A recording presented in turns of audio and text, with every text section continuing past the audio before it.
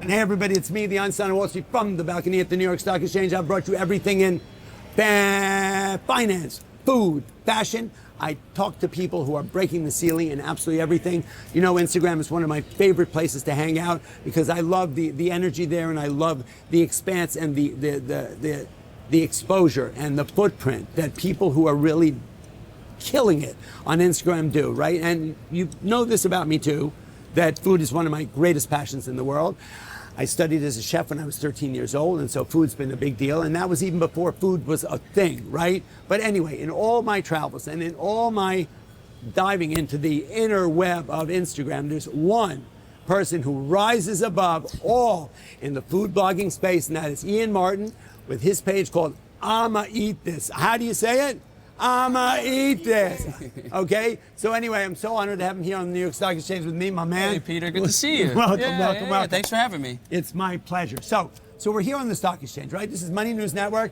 Trade like Einstein. We're going to talk about everything that Ian does. So look, a lot of people are out there. There's like gluten-free pages and their food blogs, people who take pictures of their dinners and all that, but there is nobody who really has the command of a restaurant when he walks in. He's traveled the world, right? Going to restaurants, tasting food, and well, as he leaves the interview, I'm going to do something that he's very well known for, and we'll have a little fun with that. But anyway, so they're going to have to take him out of here in handcuffs. Okay, so let's talk. So we're here on the floor of the stock exchange, right? We know there are 3,475 companies listed here. Many of them are food companies, right? And in recent times, obviously the hamburger, which is iconic, right? Mickey D's is listed here. It's been around for forever. It's obviously trades for a couple $100. We know that food is a big part of our lives. It has grown exponentially over the last, I would say, 20 years as chefs have exploded all over the country, you know, that, and actually, and restaurants and all that. When I was growing up, it was a completely different story. Food was a big deal if it was part of your life, but a lot of people, it was not a big deal in their lives, right? Mac and cheese and, I don't know, cottage cheese and like canned peaches was the big thing then. So anyway, Ian, I want to know how you ended up going. Tell me a little bit about you at 15 years old and how you ended up getting to where you are today. Sure, yeah. I've always loved food. I've always been a foodie, I would say. My mom is actually from Jamaica originally, which, yeah, it's a little fun fact about me. So I grew up eating a little bit of, Caribbean food from her, my grandmother, and then, just regular. My father's American, so just kind of regular pizza, mac and cheese, whatever, in New York. And so I always enjoyed food. But your mom was the cook in the house. My mom's the cook in the house, and food was always, a big deal. Dinner and what we were eating. Jamaican culture, food is it. Right? That's how you bring in family. That's how you communicate with people. Exactly. Right. So that was always a big thing. But anyway, I graduated college. I bounced around the corporate world a little while. Didn't really know what I wanted to do, and as a hobby, just kind of for fun, to remember where I went, because I'm not that smart, and if you ask me, where the best whatever is, I would have no idea. And so I was like, let me start this page so that if people ask me a question about a restaurant or whatever, I can just go and look and say, oh yeah, 2 months ago I had this really good pasta over here. And it was just a hobby. And then it turned into slowly over time an actual business. So give me an idea of what, so as I said, there are a lot, look, taking pictures of your food is a big deal. I think it's a little bit crazy, but actually going into the nooks and crannies of restaurant, tasting everything on the menu, and going to search out what is the best of the best. Give me an idea of what, so what's the best hamburger in the world? In the world? In the world. In the world, I'm still working on that. Okay, because how is the best hamburger in New York? In my opinion, it's got to be Gotham Burger. So Gotham Burger Social Club. The guy started, actually, he might have been a finance guy. Okay. And he started this little social club called the Gotham Burger Social Club. Wow, so it's not Gotham Bar and Grill. This is a different place. No, different place. So him and his buddies would go and try burgers everywhere around the city, maybe even outside of the city. Okay. And he finally just realized that he wasn't finding the burger that he really wanted. Okay. Was it something he had grown up with, or it was just sort of a recent quest? I don't know. I think it initially just started as like a hobby, something for them to do. A hamburger. I mean, I grew up eating burgers. So that was my favorite burger. Yes. They were, I guess, like on the quest to find the best burger in the city. Gotcha. Couldn't find it. He made his own, and he would do pop-ups at different bars and whatever on the weekends when he wasn't working. And eventually, it got so popular that he opened up his own shop down on Essex Street. Okay. And it's called the Gotham Burger Social Club, and it's the best best Really? burger in the So city. it's not a smash burger. It is a smash burger. Oh, it is a smash burger. Which is kind of going through. There's a lot of smash burgers Yes, now. there are.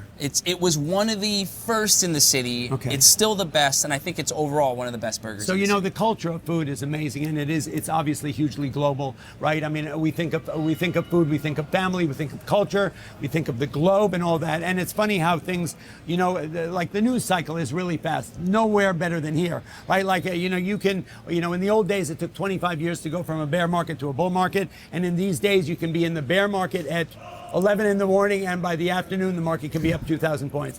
So we're in this, our whole lives are like running on fast pace, right? That's what we're, and the same with the food industry. So think about it. You grew up with a hamburger. It was probably either, your mom's burger, or it was a McDonald's or something like that. But burgers have become, as they always in America. You know what? There's that great show that tells the history of food. Yeah. Right. And it's amazing to think back, like, whether it was a White Castle or whether it was Mickey D's, or how these companies started. Because think about it. It's very personal. It actually, each one of the huge chains that are now multi-billion-dollar chains started out with like somebody making one move and learning about something. It's amazing. If you haven't researched it and read about it or watched great movies about it, you should check that out. So anyway, a smash burger, right? We grew up with the big burger, then the double burger, right? There's the big boy, yeah. Right? Remember that? And those Big great Mac. things, right?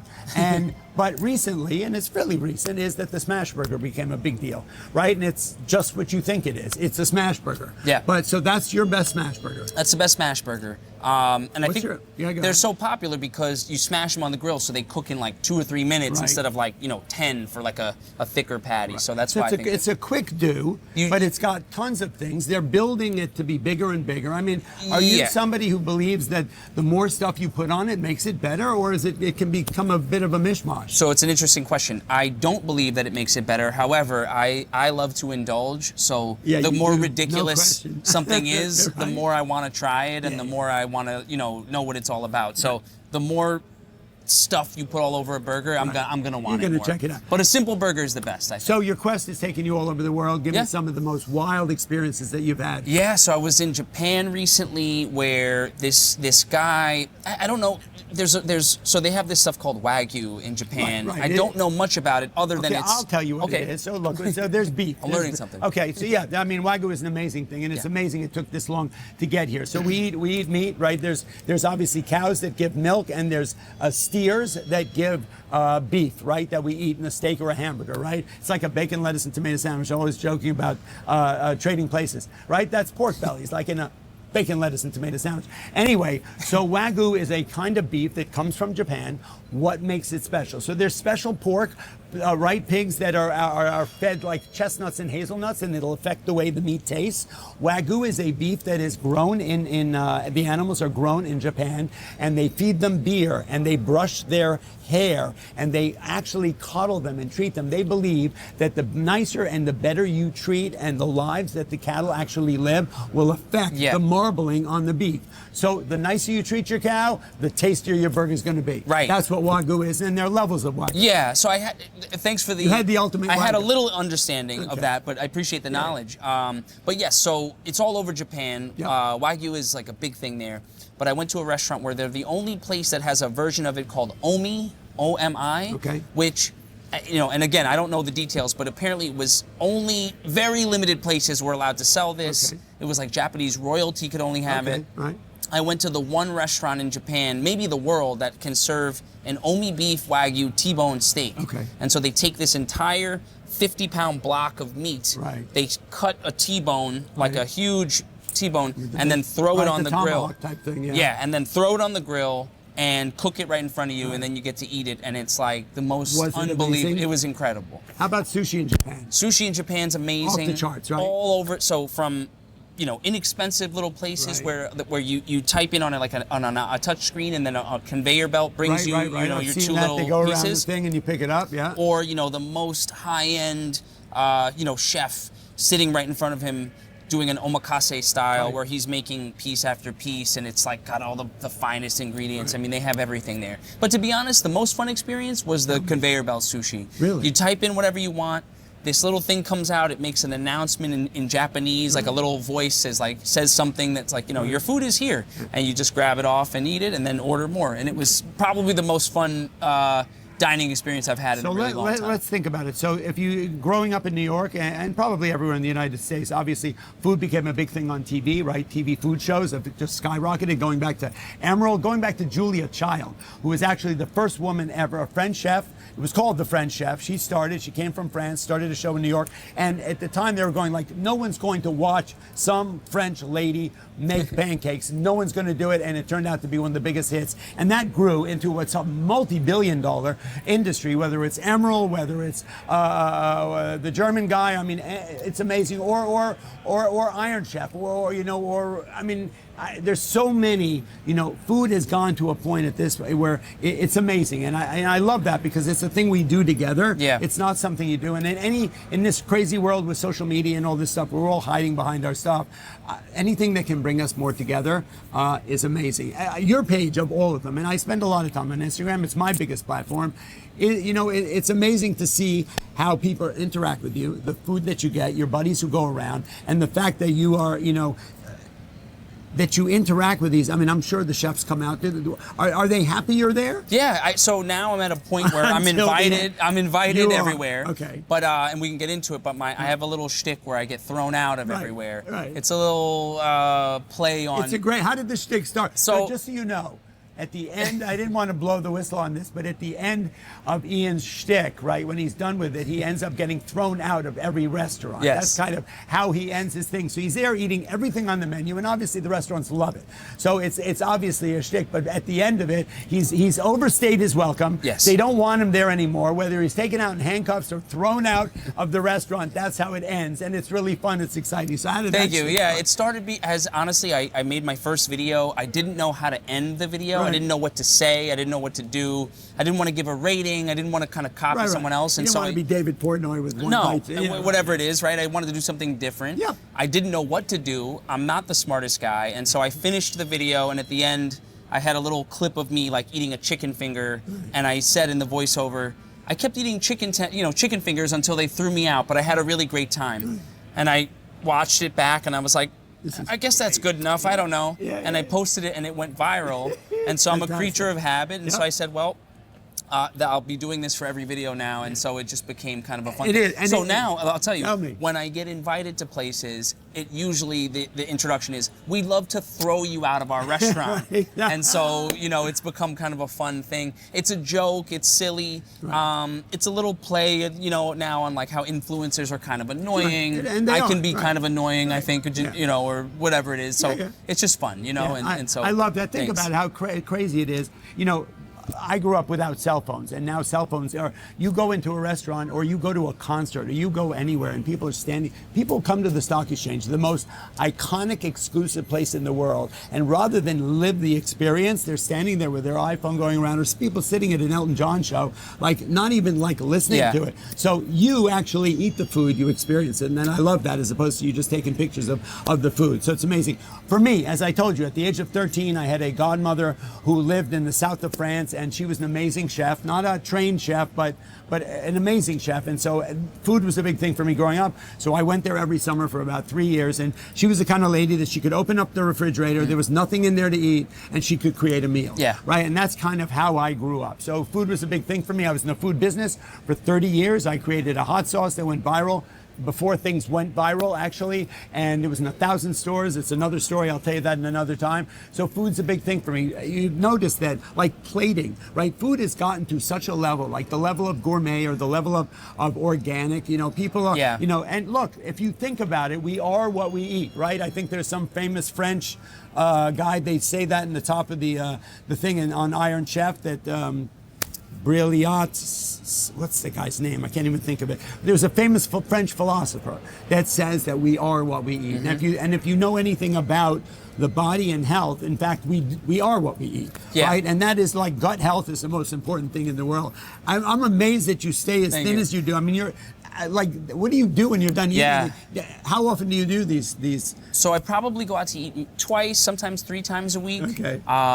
I'll often, it's probably not the healthiest thing, but I'll usually kind of like go light on eating for the day if I know I'm having a big dinner. Right. So maybe I have a little coffee, a little snack, but I'll kind of take it easy and then have like a really big meal if I know I'm filming something. Right. But on my days off, I actually, believe it or not, eat pretty healthy. Okay. So, some chicken breasts, vegetables, some rice. I actually, you know, kind of take it easy and drink a lot of water, and so I recover on my days off, and then my days when I'm filming, that's when I really indulge. So it's like a couple times a week, and I also work out quite a bit. So I do weight training. I ride my bicycle in the park every day. If you watch him, the way he eats, it's absolutely insane. I walk the quantity a lot and quality. So.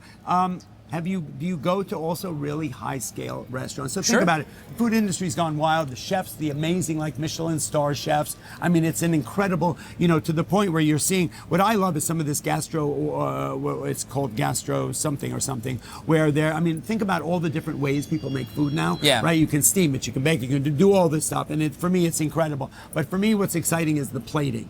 So I'm working with a young artist. Her name is Kayla Burke. She has a big Instagram following. She's an amazing artist. And she's now got a show called The Palette, where she basically takes a famous painting and then she'll create a meal around it. And you should check it out. I'd love to introduce you guys because it would be amazing. But look, food is embedded in our lives in a huge way. So, I mean, if you can go, have you gone to some of these super high-end restaurants where the plating is amazing? I mean, it's a 10-course prefix, like off the charts. Yeah, I was at Le Bernardin probably fairly recently, in March. Yeah, maybe? I saw that.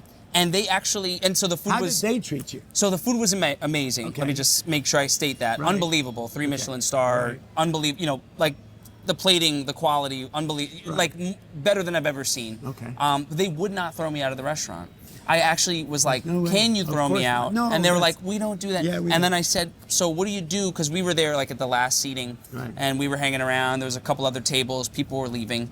And we said, what do you do? And they said, if people want to stay, we'll stay. We've had people stay till 1 or 2 in the morning. So They will not throw people out of the restaurant. That's part of the 3 Michelin Bernardin star. will go down as the only restaurant that never did 3. They wouldn't do it. So, but the food was incredible. It was So great. let's talk about other countries that you've been where it's extraordinary. Have you been to South America? I have not actually. I that's want to a go to do, Mexico right. City. That's Okay. really on my list. I'm going Off to the Guatemala. charts, that is one of the new big cultures Yes. that's amazing in everything, in art and food, finance, huge. I have traders who follow me that are in Mexico. This amazing community. Yeah, really. I mean, excited to hopefully get there maybe next year. Okay. I'm going to Guatemala in February, which will be really interesting. Yeah. But I haven't done a lot of South America. Okay. I've been to Paris, Italy. French food, do you like it? Yeah, French it's good. food? It's Yeah. great. It's Paris is a little bit like New York. A lot of different kind of stuff there, Right. but the pastries unbelievable. Right. And they How do. did they treat you? Did they go for the stick? They threw me out in French. They did? Yes, Okay, they did. awesome. All right. I don't know what they were saying. Same in Japan. I don't know Okay. what was being said, but they seemed upset. So Right. That's also good. I actually had really good barbecue in Paris, believe it or not. really? These guys have a place called Melt, and they went to. They're not French. Are they French? They're French. Oh, wow. They Okay. The guy was in New York. He tried like some brisket from a place here, Right. from an American Texas-style barbecue Right. place. Blew his mind. Okay. He flew to Texas and stayed for 2 years, and they finally found a pitmaster from a really famous barbecue place there. Brought him to Paris and opened up a Texas-style barbecue place in Paris that's wildly popular and really, really good. I was skeptical. I'm like, maybe it'll be like kind of good for Paris. Yeah. It was, or it even was, Frenchy because the French food is. So if you was think great. about it, if you've ever traveled, right, obviously the first thing you do is check out the food because it's very centric to the place you're in, and every country has different food. Guatemala, I lived there when I was a kid. No way. For 6 months. My father was a doctor, and he spent summers traveling around doing public health work all over the world. We lived 8 hours by mule up in a village. Oh my God. It was really wild. Yeah. I was 11 years old, and we had a chef, a woman there who was amazing.